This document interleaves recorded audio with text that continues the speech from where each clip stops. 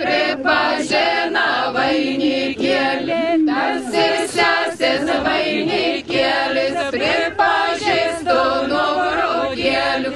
Oilė, oilė, oilė, lilelelė, pripažįstu. Neseniai garbinga 750 metų jubiliejų šventės Jurbarkas, pasienio miestas, apie kurį kryžiavosi žmonių ir tautų likimai, rutuliojosi valstybių santykiai. Jurbarko vardas siejamas su 13 amžiaus kryžiuočių ir lietuvių kovomis Jurgenburgo pilimi. Retas miestas gali pasigirti tokia turtinga ir ilga istorija, kokią amžiai dovanojo prie Nemuno prigludusiam Jurbarkui. Krašto istoriją kuria žmonės, o jų darbai ir svajonės įprasmina laiką. Liepos 6-ąją, valstybės dieną, Jurbarko krašto žmonių širdys alsavo patriotizmu, meilė tėvynei Lietuvai ir pagarbą protėviams, kurių dėka gyvename laisvoje valstybėje. Jurbarko istorija patvirtina, kad čia nuo amžių gyveno atkaklus, verslus, tikslo siekiantys žmonės. Šiandien miestas atviras visiems geros valios žmonėms, naujoms idėjoms ir investicijoms. Jurbarko rajonas įsikūręs Lietuvos pietvakariuose. Daugiau nei 70 km jis prigludęs prie Nemuno, didžiausios Lietuvos upės. Vakarinis Jurbarko miesto pakraštys šliejasi prie didžiulio Karšuvos girios masyvo. Panemunė nusidriekęs vienas gražiausių Lietuvos turistinių maršrutų nuo Kauno iki Jurbarko. Kas nevažiavo Nemunu nuo Kauno iki Jurbarko vasaros laike, tas daug širdies smagumų yra nepatyręs, rašė Lietuvos himno autorius Vincas Kudirka. Nemuno terasuose įsikūrę miestelį išsaugojo laikui nepavaldų grožį. Kas keli kilometrai išsidėstė įspūdingi piliakalniai, abejingų nepalieka gamtovaizdžiai, istorinę praeitį mena renesanso stiliaus pilys, ūksmingi parkai, iš tolo matyti bažnyčių bokštai, atgimimo laukia senosios dvarų sodybos. Prabėgę šimtmečiai gerokai pakeitė Jurbarką, tačiau dėl patogios geografinės padėties jis visada buvo gyvas, per jį driekėsi pagrindiniai keliai, virė aktyvus kultūrinis ir visuomeninis gyvenimas. Jurbarkas visais laikais traukė tolimų kraštų ir kaimininių žemių žmonės. Jis buvo tikras miestas, valstietiškos kultūros valstybėje ir tebėra toks – šiltas, inteligentiškas ir atviras.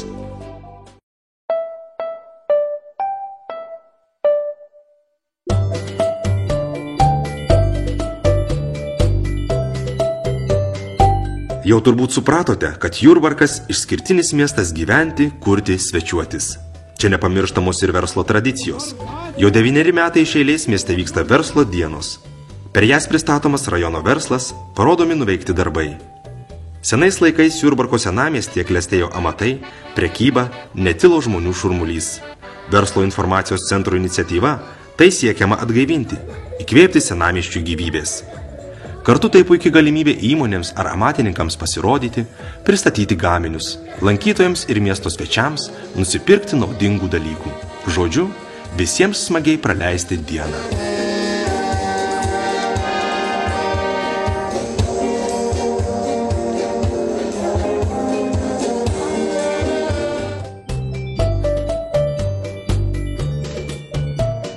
Jurbarko verslo informacijos centras – institucija teikianti visokeriopę verslo pagalbą verslo įmonėms arba ketinantiems pradėti verslą. Mūsų paslaugų spektras gana platus, teikiam informaciją, konsultacijas verslo steigimo, verslo pradžios klausimais, vykdome įvairaus pobūdžio mokymus, nuomojame visą kompiuterinę ir naujausią techniką įrengtus biurus verslo įmonėms, teikiame konferencijų salės nuomos paslaugą, organizuojame įvairius miesto ir verslo renginius visai miesto bendruomeniai ir verslininkams. Mažos ir vidutinės įmonės yra pagrindinė Jurbarko miesto ir rajono ekonomikos varomoji jėga. Rajone vyrauja statybinių medžiagų gamyba ir statybos darbai, medienos apdirbimo pramonė, automobilių transporto paslaugos, žemės ūkio produktų gamyba, elektros perdavimo linijų statyba, mažmeninė prekyba.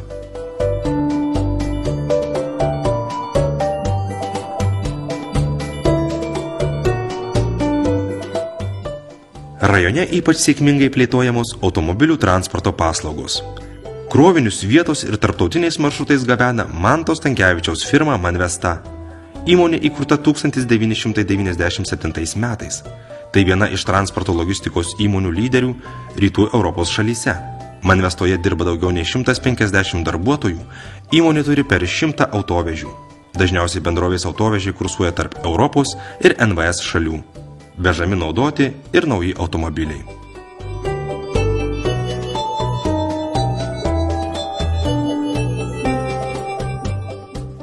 Didžioji dalis pramonės sektoriuje veikiančių įmonių užsiima apdirbamąją gamybą. Viena iš tokių įmonių, uždarosios akcinės bendrovės kelių remonto grupės Jurbarko filialas, eksploatuoja 2 žvyro smėlio karjerus. Perdirbus žvyro ir smėlio mišinį, gaminama žvyro skalda, žvirgždas, smėlis ir sijotas žvyras, kuris 1000 tonų keliamosios galios baržomis plukdomas Nemunu. Pagaminta produkcija vežama į Kauną, Klaipėdą ir aplinkinius rajonus.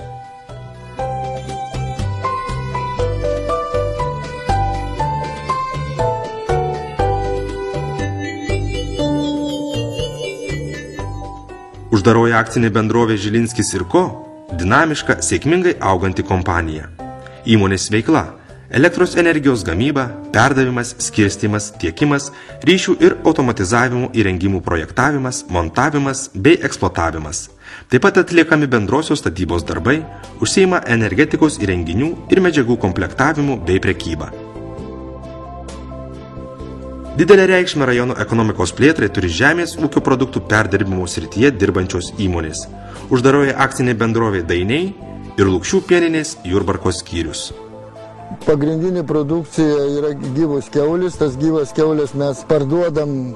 Dainių įmonė pradėta statyti 1976 metų pavasarį, o po 3 metų jau pradėtos auginti kiaulės. Nuo 2003 įmonė veikia kaip uždaroji akcinė bendrovė. Šiandien Dainiai viena pažangiausių europinio lygio įmonių Lietuvoje. Tai pasiekta visų bendrovės dirbančiųjų nuoširdžių darbų ir pastangomis. Lukšių pieninė savo veiklą pradėjo dar prieš Antrąjį pasaulinį karą. Pirmaisiais pieninės veiklos dešimtmečiais buvo gaminamas sviestas, grietinė, ledai. Privatizuota, renovuota įmonė sėkmingai tęsė savo veiklą.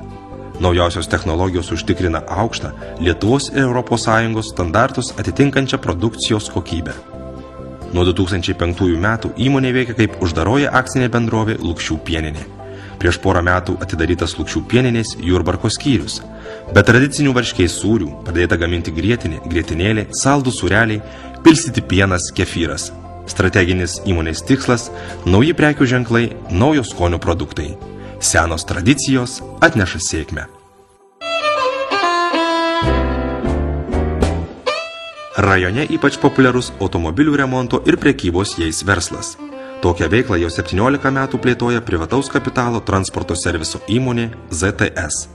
Prieš metus ji tapo geriausia maža įmonė Jurbarko rajone. Įmonė užsiima automobilių gabenimu, prekyba naujais ir naudotais automobiliais, jų remontų, visų rūšių draudimo paslaugomis. Ypač daug dėmesio skiriama darbuotojų profesionalumui. Mokymai, aukštos kvalifikacijos ir skirtinumo rinkoje garantas. Lietuvoje populiarėja šeimos verslas. Akmens uolos savininkas Rimantas Židulis, akmens apdirbimo patirties turintis nuo 1978 metų, idėją pradėti verslą realizavo prieš 10 metų. Bendrovė gamina įvairius antkapinius paminklus iš natūralaus akmens, akmens tvoreles, plyteles, namų interjero detalės. Įsigijusi modernę lazerinę įrangą graviruoja ant akmens ir kitų lygių paviršių. Piešinio plotis gali siekti daugiau nei 1 metrą, aukštis per 2 metrus, o storis beveik 0,5 metro. Įmonės tikslas yra plėsti pardavimą, gamybą, maksimaliai išnaudoti turimų įrengimų pajėgumus. Gamyboje pritaikius šiuolaikinę technologiją, įmonė įgijo didelį pranašumą. Šeimos verslas atsparus sunkmečiui.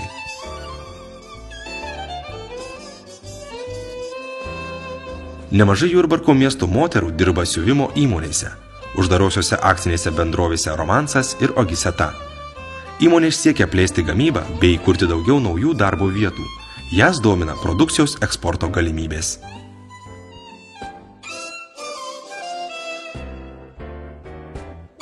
Mūsų įmonė biskit skiriasi nuo kitų tuo, kad labai daug rankinių darbo.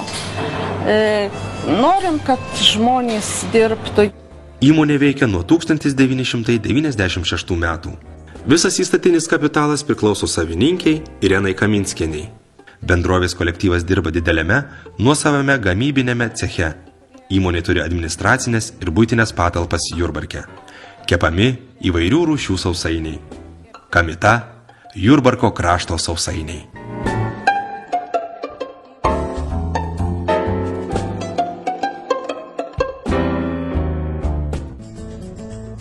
Informacinių technologijų srityje Jurbarko rajone dirba 3 įmonės. Viena iš jų – individuali įmonė Lanmeta. Esame informacinių technologijų įmonė, vadinamės Lanmeta. Jurbarke pirmieji pradėjom teikti kompleksinės paslaugas susijusios su informacinėmis technologijomis. Mes ne tik prižiūrime kompiuterius, ten taisome, instaliuojame, bet diegiame ir kompiuterinius tinklus. Šiuo metu daugiau orientuojamės į elektroninius sprendimus. Greta Jurbarko verslininkas Romansas Dragunavičius kviečia investuotojus naudotis įrengtomis gamybinėmis, sandėliavimo, administracinėmis patalpomis. Pastato plotas beveik 400 kvadratinių metrų.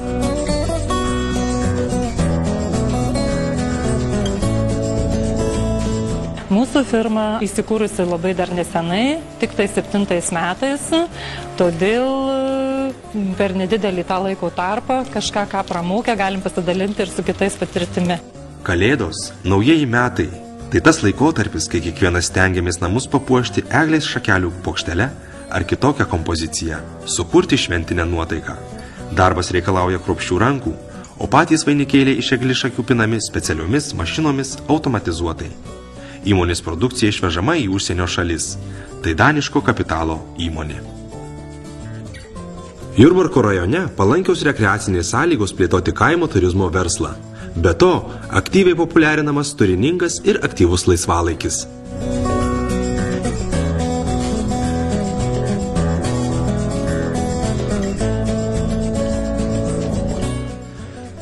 Žmogus ir žirgas neatsiejami jau daugelį tūkstantmečių. Ir turbūt nėra abejingų žirgo grožiui. Smalininkų miestelio pakraštyje sportinius žirgus augina Irena ir Ovidijus Janavičiai. Šeimininkų planuose yra kurti kaimo turizmo verslą. Sportinius žirgus jie siūlys nepirkti, o smagiai su jais leisti laisvalaikį. Domimasi ir hipoterapijos galimybėmis.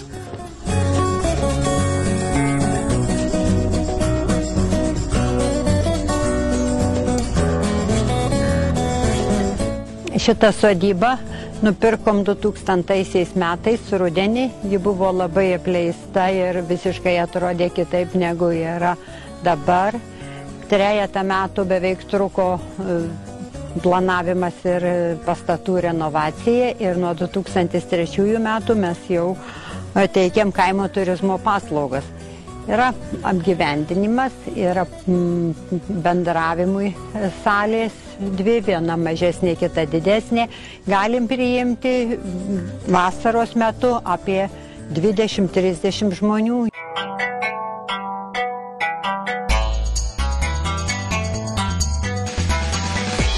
Smalininkai – puikiai vieta plėtoti poilsio ir kaimo turizmo verslą.